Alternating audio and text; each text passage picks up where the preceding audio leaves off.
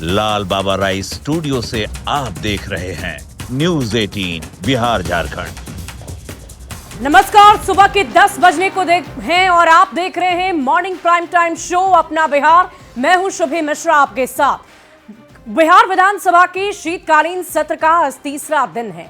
राज्यपाल का अभिभाषण होना है और सुबह 11:30 बजे विधानमंडल के दोनों सदन विधानसभा और विधान परिषद की संयुक्त बैठक सेंट्रल हॉल में होगी। राज्यपाल आरिफ मोहम्मद खान अभिभाषण में कई नई सरकार के एजेंडे, नीतियां और विकास योजनाओं की रूपरेखा पेश करेंगे। राज्यपाल के अभिभाषण से पहले सरकारी वित्तीय वर्ष 2025-26 का द्वितीय अनुपूरक बजट भी पेश कर सकती है। विधानसभा में नए विधायकों के शपथ की प्रक्रिया पूरी कर ली गई है। ये बड़ी खबर आपको इस वक्त की बता रहे हैं। शीतकालीन सत्र का आज तीसरा दिन। पहले 2 दिनों में शपथ ग्रहण समारोह आपने देखा नवनिर्वाचित विधायकों का, और उसके बाद अब आज तीसरे दिन सुबह 11:30 बजे राज्यपाल का अभिभाषण होना है। इसको लेकर पूरी तैयारी की जा चुकी है। संयुक्त सदन, एक सदन नहीं बल्कि दोनों सदन विधानसभा और विधान परिषद दोनों ही सदनों को राज्यपाल संबोधित करेंगे। द्वितीय अनुपूरक बजट को भी पेश करने की कोशिश हो सकती है। शीतकालीन सत्र का आज तीसरा दिन। सभा के शीतकालीन सत्र का आज तीसरा दिन है और आज भी कई महत्वपूर्ण कार्य बिहार विधानसभा में होने वाले हैं। सबसे महत्वपूर्ण जो आज बात होगी वो होगी राज्यपाल का अभिभाषण, जो लगभग 11:30 बजे विधानमंडल के जो दोनों सदन के सदस्य हैं उनकी संयुक्त बैठक जो सेंट्रल हॉल में होगी, वहां पे राज्यपाल अपना अभिभाषण देंगे। और जाहिर सी बात है, राज्यपाल जो आरिफ मोहम्मद खान हैं अपने अभिभाषण के दौरान सरकार का जो एजेंडा होता है, जो सरकार जो नीतियां बनाती है या फिर जो विकास योजनाएं तैयार की जाती है, उसकी पूरी रूपरेखा आज अपने अभिभाषण में राज्यपाल दे सकते हैं। जाहिर सी बात है, ये बेहद महत्वपूर्ण होता है किसी भी सरकार के लिए कि आने वाले साल में उनका एजेंडा क्या है। इसके अलावा जो वित्तीय वर्ष है 2025-26 उसका द्वितीय अनुपूरक बजट भी आज नीतीश सरकार पेश कर सकती है। तो जाहिर सी बात है, ये बेहद महत्वपूर्ण आज घटनाक्रम होगा विधानसभा का। उसके अलावा नरेंद्र नारायण यादव जो जेडीयू के वरिष्ठ नेता हैं और फिलहाल जो प्रोटेम स्पीकर थे कल तक, और विधानसभा अध्यक्ष के बाद आज उम्मीद जताई जा रही है कि उपाध्यक्ष के नाम की जो आज नामांकन की प्रक्रिया है वो पूरी होगी और नरेंद्र नारायण यादव एक बार फिर से विधानसभा के उपाध्यक्ष बन सकते हैं, चूंकि जो एनडीए के पास संख्या बल है उसके मुताबिक उनका उपाध्यक्ष बनना लगभग तय माना जा रहा है। तो जाहिर सी बात है, ये 2 महत्वपूर्ण घटनाक्रम आज विधानसभा में होने वाला है। और जाहिर सी बात है, आज तीसरा दिन है, लेकिन फिलहाल इस बार के शीतकालीन सत्र में सत्ता पक्ष और विपक्ष दोनों के संबंध बहुत मधुर हो रहे हैं और अब तक कोई जो आरोप प्रत्यारोप का दौर है वो नहीं हो रहा है। लेकिन देखना दिलचस्प होगा जब राज्यपाल का अभिभाषण होता है और कल और परसों 2 दिन जब सदन में इस बात को लेकर चर्चा होगी तो माहौल कैसा होगा। लेकिन फिलहाल नजरें राज्यपाल के अभिभाषण पर रहेगी और नरेंद्र नारायण यादव के नामांकन पर होगी विधानसभा उपाध्यक्ष के पद के लिए। ये दोनों महत्वपूर्ण बातें होंगी। इसके अलावा 2 सदस्य भी अमरेंद्र पांडे और अनंत सिंह, जिन्होंने अब तक शपथ नहीं लिया, उम्मीद जताई जा रही कि आज वो भी सदन के अंदर सदस्य के तौर पर शपथ ले सकते हैं। तो आज ये महत्वपूर्ण घटनाक्रम तीसरे दिन बिहार विधानसभा के शीतकालीन सत्र के तीसरे दिन ये जो आज कुछ महत्वपूर्ण घटनाक्रम होने वाले थे, जिसकी जानकारी हमने आपको दी। कैमरामैन दीपक के साथ आनंद अमृतराज, न्यूज 18 नेटवर्क, पटना। और इस पूरी खबर के अधिक जानकारी के साथ न्यूज 18 संवाददाता विधान परिसर से हमारे साथ संवाददाता आनंद अमृतराज लगातार बने हुए हैं। आनंद, क्या तस्वीरें आज विधानसभा में देखने को मिल सकती है राज्यपाल के अभिभाषण के अलावा, और क्या बड़ी तैयारियां की गई है? सरकार की तरफ से कुछ नई नीतियों को लेकर भी चर्चा होगी। अगर चर्चा होगी तो किन किन नई नीतियों पर चर्चा हो सकती है? पूरी विस्तृत जानकारी दें। देखिए, निश्चित तौर पे इस वक्त हम विधानसभा के बाहर हैं और आपको कुछ देर के बाद यहाँ पे हलचल भी दिखाई पड़ेगा। लेकिन जाहिर तौर पे आज विधानसभा के शीतकालीन सत्र का तीसरा दिन है और 11:30 बजे के आसपास सेंट्रल हॉल में जब दोनों सदनों के सदस्यों को संबोधित करेंगे राज्यपाल, तो उस अभिभाषण पे निगाह टिकी रहेंगी कि उस अभिभाषण में क्या कुछ राज्यपाल कहते हैं, सरकार कि किन नीतियों के बारे में, योजनाओं के बारे में जानकारी देते हैं, तो उस पर नजरें टिकी रहेंगी। और उम्मीद जताई जा रही है कि जब अभिभाषण होगा उसके बाद कल और परसों 2 दिन हंगामेदार होने की भी संभावना हो सकती है, क्योंकि विरोधी दल की तरफ से पूरी कोशिश होगी कि सत्ताधारी दल को घेरने की कोशिश करें। इसके अलावा जब राज्यपाल कुछ देर के बाद विधानसभा पहुंचेंगे तो उन्हें गार्ड ऑफ ऑनर भी दिया जाएगा, राज्यपाल का स्वागत किया जाएगा, जो एक कोरम है। साथ में नीतीश कुमार के जो भी कैबिनेट के मंत्री रहेंगे, दोनों सदन के सारे सदस्य भी मौजूद रहेंगे। और उसके बाद 12 बजे के आसपास जो जानकारी मिल रही है कि 12 बजे के आसपास जो नरेंद्र नारायण यादव, जो जिन्होंने उपाध्यक्ष, जिनके बारे में चर्चा है कि बिहार विधानसभा के नए उपाध्यक्ष फिर से बनेंगे, 12 बजे वो प्रभारी सचिव के विधानसभा के अंदर है प्रभारी सचिव का कक्ष, उसमें जाकर नामांकन करेंगे। और जो संख्या बल है उसके हिसाब से उम्मीद जताई जा रही है कि नरेंद्र नारायण यादव निर्विरोध चुने जाएंगे। और उसके बाद जो द्वितीय अनुपूरक बजट है वो भी पेश किया जाएगा सरकार की तरफ से। तो ये 2-3 महत्वपूर्ण घटनाक्रम है जो आज विधानसभा के अंदर होने वाला है। आनंद, हम आपसे ये जानना चाहेंगे कि विपक्षी दलों की तरफ से किन मुद्दों को लेकर सदन के भीतर चर्चा हो सकती है, क्योंकि एक तरफ अब तक पिछले 2 दिनों से औपचारिकताएं पूरी की जा रही थी, शपथ ग्रहण समारोह चल रहा था, लेकिन अब अगर विपक्षी दल सवाल खड़े करेंगे तो क्या मुद्दे प्रमुख हो सकते हैं? देखिए, आज उसकी संभावना कम है। कल और परसों 2 दिन जब बचेगा सदन की कार्रवाई, तभी ये बातें सामने आएंगी। जैसे कि मैंने आपको बताया कि राज्यपाल के अभिभाषण के बाद उन्हीं मुद्दों के आधार पे कई बार हम लोगों ने सदन की कार्रवाई के अंदर देखा है कि जब विरोधी दल सत्ताधारी दल को घेरने की कोशिश करते हैं, सत्ताधारी दल की तरफ से भी तैयारी पूरी रहती है। जब विरोधी दल उन्हें घेरने की कोशिश करते हैं तो पलटवार सत्ताधारी दल की तरफ से भी किया जाता है। तो जाहिर सी बात है, इसके लिए थोड़ा इंतजार करना होगा। राज्यपाल के जब अभिभाषण के बाद कई सारे मुद्दे सामने आएंगे, जब सरकार की तरफ से सरकार की जो नीतियां हैं, जो राज्यपाल अपने आनंद, उद्योग के क्षेत्र की बात करें तो सरकार की तरफ से लगातार उद्योग की तरफ निवेश करने की बात कही जा रही है। नई नीतियों की हम चर्चा कर रहे थे, तो क्या नई नीतियों में निवेश उद्योग की तरफ करने को लेकर भी किसी तरह की चर्चा सदन के भीतर की जा सकती है? देखिए, अभी ये एजेंडा में नहीं है, लेकिन आज सुबह में ये बिहार के जो इंडस्ट्री मिनिस्टर थे दिलीप जायसवाल, उनसे हमारी बातचीत हो रही थी। तो उन्होंने कहा कि पिछले 2-3 दिनों में लगभग 15-16 बड़े निवेशक हैं, उनसे उनकी मुलाकात हुई और उन्होंने उम्मीद जताया कि आने वाले कुछ महीनों में बिहार में बड़ा इन्वेस्टर मीट का आयोजन किया जाएगा। वाकई आनंद, देखने वाली बात होगी। आज तीसरा दिन है, राज्यपाल का अभिभाषण भी होना है और उस अभिभाषण में किन किन बातों की चर्चा उनकी तरफ से की जाती है वो देखना भी दिलचस्प होगा। बहुत बहुत शुक्रिया आपका। इस पूरी खबर पर लगातार आप नजर बनाकर रखें। बढ़ते आगे, बीजेपी विधायक दल की बैठक आज शाम 5 बजे बीजेपी कार्यालय में बैठक होनी है। बीएल संतोष, विनोद तावड़े इस बैठक में शामिल होंगे। विधायकों को ट्रेनिंग दी जाएगी। बड़ी खबर आपको इस वक्त की बता रहे हैं, बीजेपी विधायक दल की बैठक आज होनी है। शाम 5 बजे बीजेपी दफ्तर में बैठक होगी। बीएल संतोष, विनोद तावड़े इस बैठक में शामिल होंगे। विधायकों को ट्रेनिंग दी जाएगी। ये बड़ी खबर आपको इस वक्त की बता रहे हैं। बीजेपी विधायक दल की बैठक आज होनी है। शाम 5 बजे ये वक्त निर्धारित रखा गया है जब बीजेपी दफ्तर, बीजेपी कार्यालय में इस बैठक को रखा गया है। बीएल संतोष, विनोद तावड़े इस बैठक में शामिल होंगे और विधायकों को ट्रेनिंग दी जानी है, इसीलिए इस बैठक को बुलाया गया है। बढ़ते आगे, तेलंगाना के कांग्रेस सीएम रेवंत रेड्डी के हिंदू धर्म और उनके देवी देवताओं पर विवादित बयान उन्होंने दिया। तेलंगाना प्रदेश कांग्रेस कमेटी की बैठक के दौरान कांग्रेस सीएम रेवंत रेड्डी ने कहा कि हिंदू कितने भगवानों में विश्वास करते हैं? क्या 3 करोड़ हैं? इतने सारे आखिर क्यों हैं? कुंवारे लोगों के लिए एक भगवान है हनुमान, 2 बार शादी करने वालों के लिए एक और भगवान है और शराब पीने वालों के लिए एक अलग भगवान है। हर एक समूह का अपना एक भगवान है। इस तरह देवताओं के बारे में भी कोई एक मत नहीं है।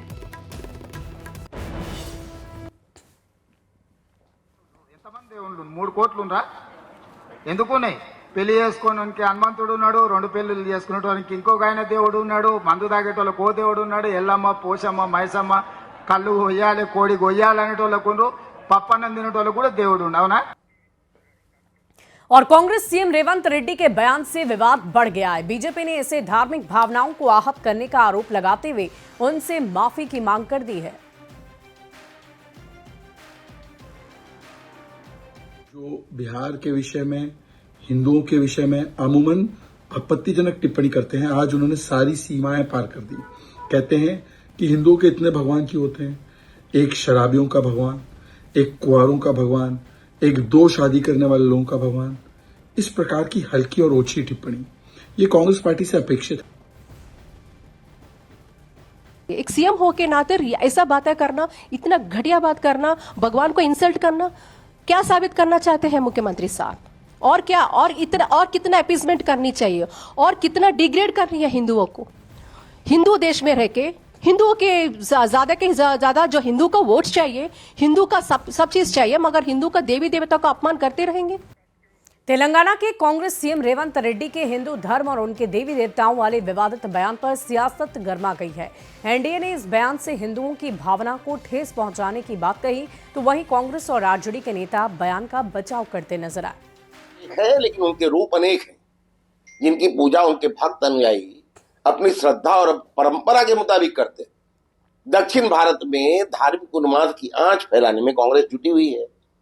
सीएम रेवंत रेड्डी के कथित बयान आग में घी का काम करने वाला है। हिंदुओं की धार्मिक भावना पर चोट करने वाला उनके बयान को कोई भी सनातनी नहीं स्वीकार करेगा, चाहे वह कांग्रेसी ही क्यों ना हो। देखिए, बड़ा कंफ्यूजन है और जानकारी के अभाव में लोग इस तरह की बात बोल जाते हैं। कोटि की बात हुई है, करोड़ की बात नहीं है। कोटि कहते हैं श्रेणी को। एक करोड़ वाली बात लोग उस कोटि से जोड़ लेते हैं। ये कंफ्यूजन बड़े पैमाने पर हिंदू समाज में है। लोगों को समझना होगा कि 33 कोटि ईश्वर हैं। आस्थाओं पे सवाल खड़ा करना ये बहुत ही गलत है और मुझे ये बड़ी हैरत होती है कि कांग्रेस के कुछ नेता इससे पहले भी कहते रहे हैं। वो राम सेतु के बारे में उल्टे सीधे बयान उन्होंने दे दिया, कभी धर्म के बारे में बयान दे देते हैं, कभी वो कहते हैं कि सीता और राम ये सब जो है ना काल्पनिक कथाएं हैं। रेवंत रेड्डी जी मुख्यमंत्री हैं और इनको सोच समझ करके इस तरह की बातें करनी चाहिए। कौन क्या बोलता है नहीं बोलता है, किसी के भी धार्मिक भावनाओं को नहीं ठेस पहुंचाना चाहिए। हम ये जानते हैं ये देश सभी धर्मों का सम्मान करता है। अब किसने क्या बोला नहीं बोला, वो उनकी पार्टी और वो जो बोलने वाले हैं वो ही इस पर प्रतिक्रिया दे तो ज्यादा बेहतर है। और इस बीच छपरा से एक बड़ी खबर का रुख करते हैं। शराब माफिया पुलिस में मुठभेड़ हो गई है।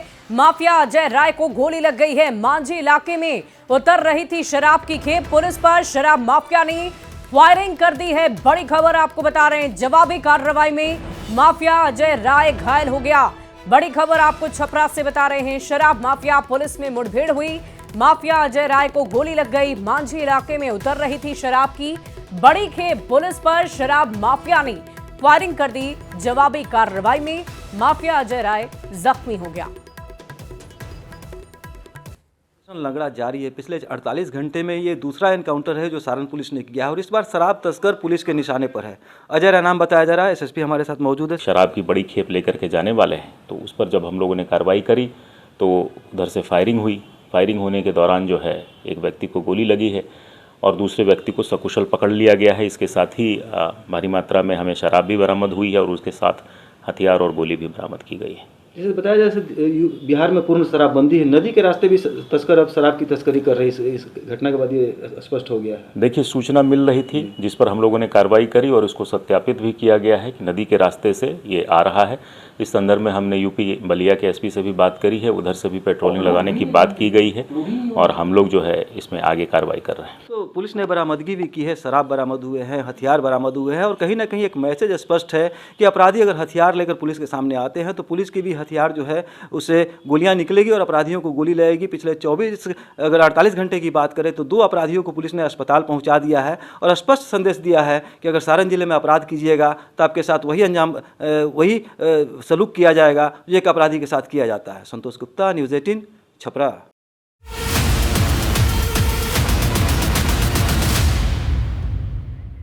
और देखिए, नवादा में इन दिनों अतिक्रमण हटाओ अभियान चलाया जा रहा है। शहर के अलग अलग मार्गों में अतिक्रमण हटाए जा रहे हैं, लेकिन ये अभियान महज एक खानापूर्ति ही साबित हो रही है, क्योंकि अतिक्रमण हटाते ही फिर से लोग वहां पर कब्जा कर लेते हैं।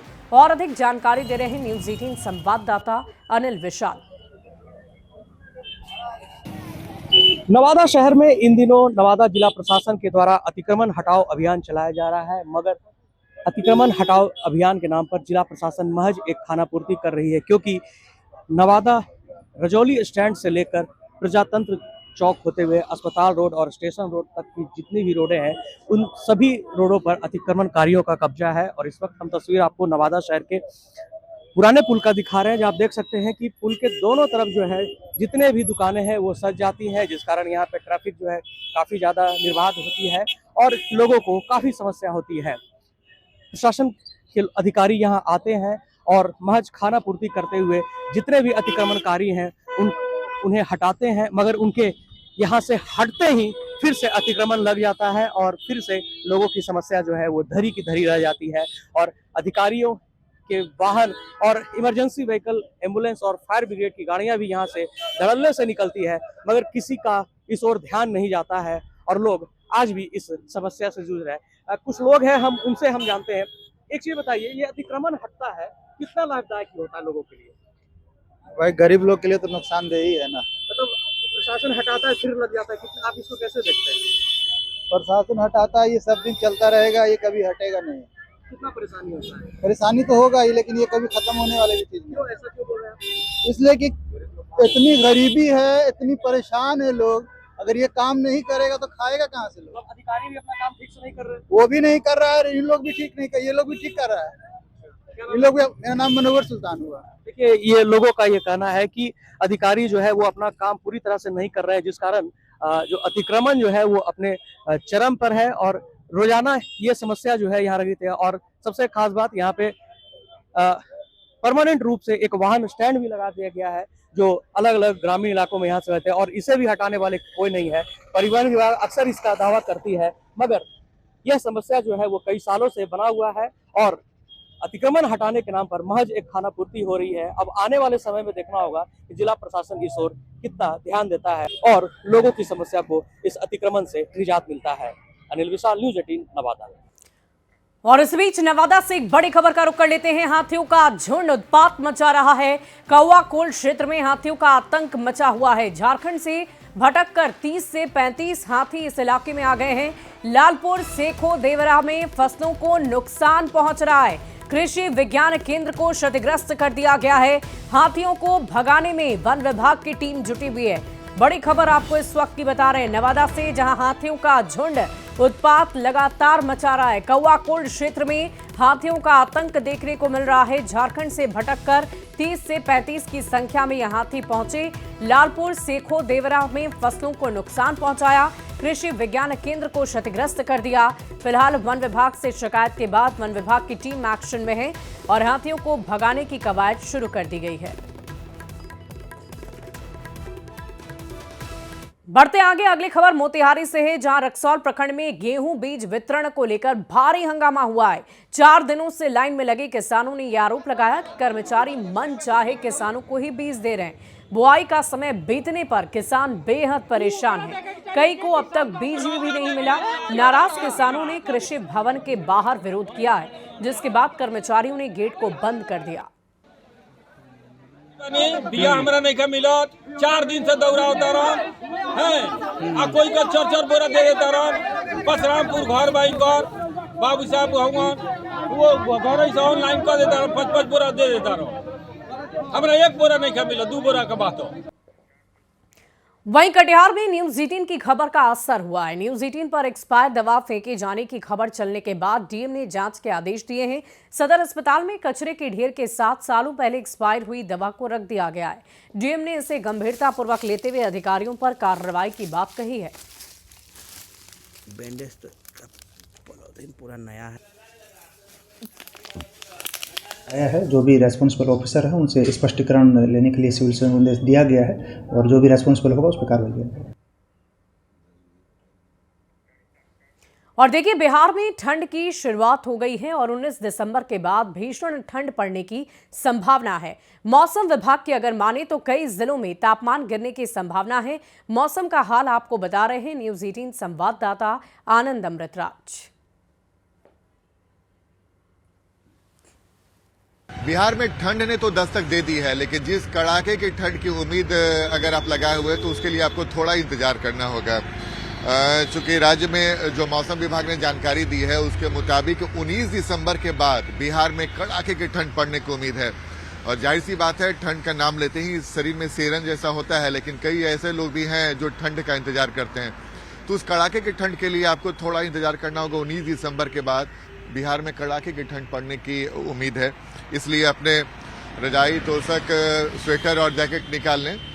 साथ ही मौसम विभाग ने यह भी कहा है कि जो पहले सप्ताह में राज्य के कई स्थानों पे जो न्यूनतम तापमान होता है उसमें भी गिरावट आने की संभावना है और दूसरे सप्ताह में और अच्छा खासा तापमान गिरेगा। और जो तीसरे सप्ताह और आखिरी सप्ताह है उस समय के बाद उम्मीद जताई जा रही है कि बिहार में शीतलहर चलने लगेगी। जाहिर सी बात है, जो जनवरी के मध्य तक यानी कि लगभग 14 जनवरी तक जब तक मकर संक्रांति नहीं है तब तक ये कड़ाके की ठंड बिहार में पड़ने की पूरी संभावना है। तो जाहिर सी बात है, लगातार मौसम में बदलाव देखा जा रहा है और न्यूनतम तापमान में भी गिरावट हो रही है, लेकिन जो कड़ाके की ठंड की जो बात हो रही है उसके लिए थोड़ा इंतजार करना पड़ेगा। लेकिन फिर भी बिहार में सुबह और देर शाम के बाद ठंड का असर दिखने लगता है और लोग घरों से जब बाहर निकलते हैं तो स्वेटर वगैरह भी पहन कर निकलते हैं। तो जाहिर सी बात है, कड़ाके की ठंड के लिए थोड़ा इंतजार है, लेकिन फिलहाल मौसम लगातार खुशगवार हो रहा है अभी और फिलहाल ठंड ने दस्तक भी दे दी है। लेकिन जैसे कड़ाके की ठंड जिसके लिए हम लोग लगातार देखते हैं कि अलाव तापा जाता है, लोग ठंड से बचने के लिए कई कवायद करते हैं, उसके लिए थोड़ा इंतजार करना पड़ेगा। लेकिन फिलहाल मौसम विभाग ने कहा है कि धीरे धीरे ठंड में बढ़ोतरी होती जाएगी और 19 दिसंबर के बाद बिहार में कड़ाके की ठंड पड़ेगी। कैमरामैन दीपक के साथ आनंद अमृतराज, न्यूज 18 नेटवर्क, पटना। और भागलपुर और आसपास के जिलों में लगातार ठंड में बढ़ोतरी देखने को मिल रही है, जिससे लोगों के स्वास्थ्य पर इसका विपरीत असर पड़ रहा है। पूर्वी बिहार के सबसे बड़े अस्पताल JLNM-CH पर मरीजों का दबाव बढ़ चुका है। OPD में डॉक्टर से दिखाने के लिए मरीजों को घंटों कतार में रहकर इंतजार करना पड़ रहा है। न्यूज 18 संवाददाता विकास कुमार सिंह की इस रिपोर्ट को आप देखिए। भागलपुर सहित आसपास के जिलों में ठंड का प्रकोप बढ़ने लगा है। बढ़ते ठंड के कारण लोगों के स्वास्थ्य पर भी असर पड़ने लगा है। लोग कई तरह की बीमारियों की चपेट में आ रहे हैं। पूर्वी बिहार के सबसे बड़े अस्पताल JLNM-CH में मरीजों का दबाव बढ़ गया है। तस्वीरों में साफ तौर पर देख सकते हैं कि किस तरह से OPD के बाहर मरीजों की लंबी कतार लगी हुई है और लोगों को दिखाने के लिए घंटों लाइन में खड़े होकर इंतजार करना पड़ रहा है। आप कहाँ से आई हैं? कहाँ से आई हैं? डिग्गी से। किस लिए आना हुआ है? डॉक्टर के पास। डॉक्टर के पास है। क्या समस्या आ रही है? सीना में दर्द है, खांसी है। खांसी सर्दी है। कितने देर से लाइन में खड़ी हैं? बहुत देर से। बहुत देर से। अभी और लगेगा समय दिखाने में। क्या नाम हुआ आपका? उमा देवी। एक बार फिर से तस्वीर देख लीजिए कि किस तरह से ये OPD के बाहर की तस्वीर है और काफ़ी संख्या में भागलपुर सहित जो आसपास के ज़िले हैं, बांका और मुंगेर, वहाँ से भी लोग इलाज के लिए यहाँ पर पहुँच रहे हैं। बता दें कि जिस तरह से लगातार ठंड का प्रकोप बढ़ रहा है तो कहीं ना कहीं लोगों के स्वास्थ्य पर इसका साफ तौर पर असर पड़ता हुआ दिख रहा है। विकास कुमार सिंह, न्यूज़ 18 भागलपुर। और फिलहाल इस बुलेटिन में अभी के लिए बस इतना ही। आप बने रहे न्यूज 18 बिहार झारखंड के साथ।